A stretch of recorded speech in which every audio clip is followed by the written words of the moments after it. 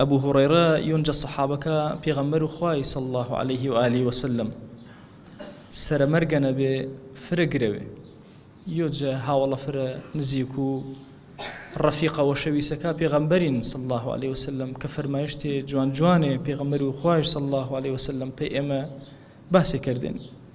فرماواشا چێشە ئانەی کە تۆ وزۆ گرەوای و گراونۆڵ فەرماواش هاوار پێ ئەبوو هوڕەیڕەی سەفەرێ فرە دوور ئیناوەرە دەسرنێ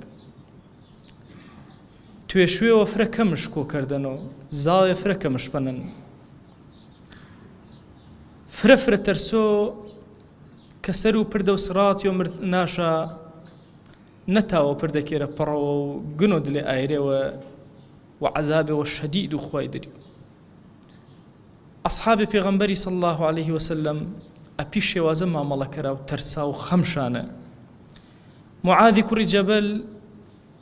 ينشا صحابة قورا كبيغمر خواه صلى الله عليه وسلم فرماو دما وفاتيش علماء قرد الرو قيامتنا ريزي كريا كسي وتواني فربو شنياو بأندازو أنا معاذنا والله قردوا علماء سر قورا علماء كان أعلمكم بالحلال والحرام معاذ بن جبل معاذ اهتز عرش الرحمن لموته عرش خواه جل جلاله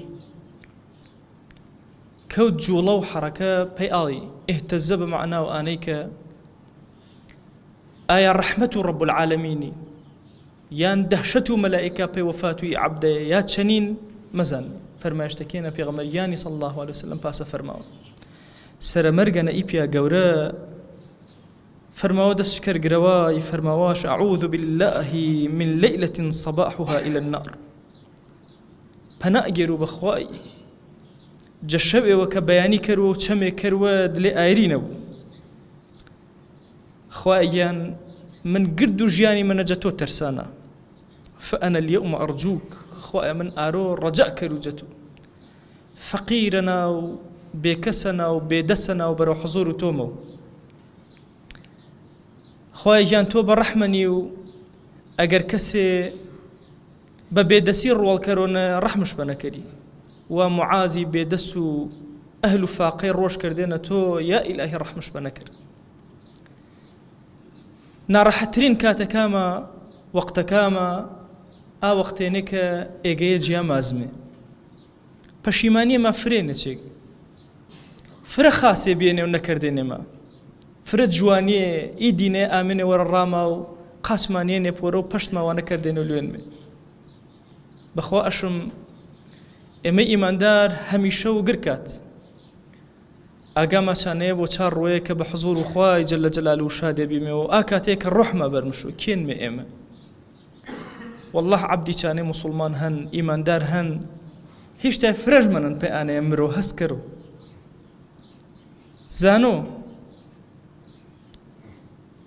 زانو که رحمت خوای جل جلاله ایتر نزیکش بیان ملائکه که بچماوی جوینو مش دجموابن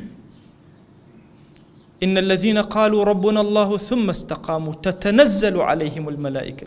ألا تخافوا ولا تحزنوا غم مورو خفد مورو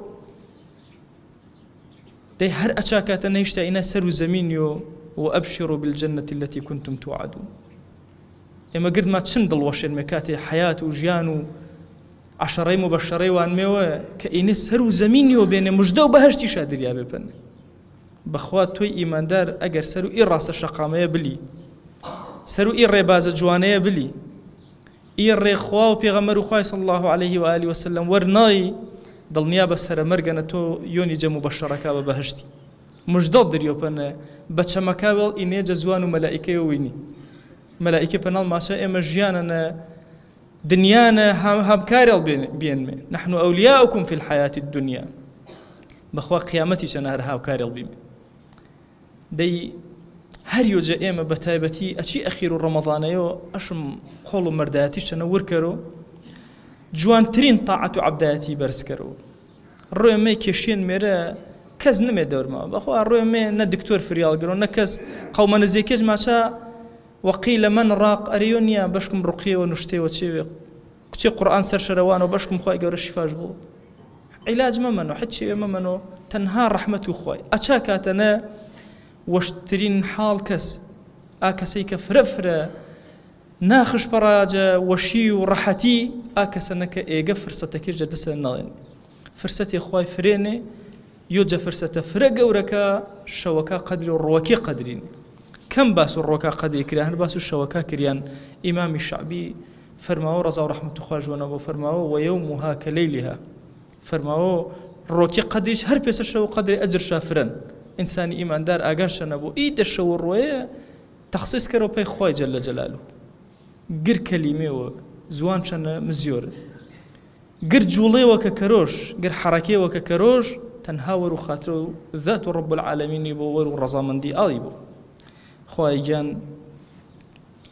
عبدي قد ما كوبيان مي وجروي وقدرنا آمن ميكا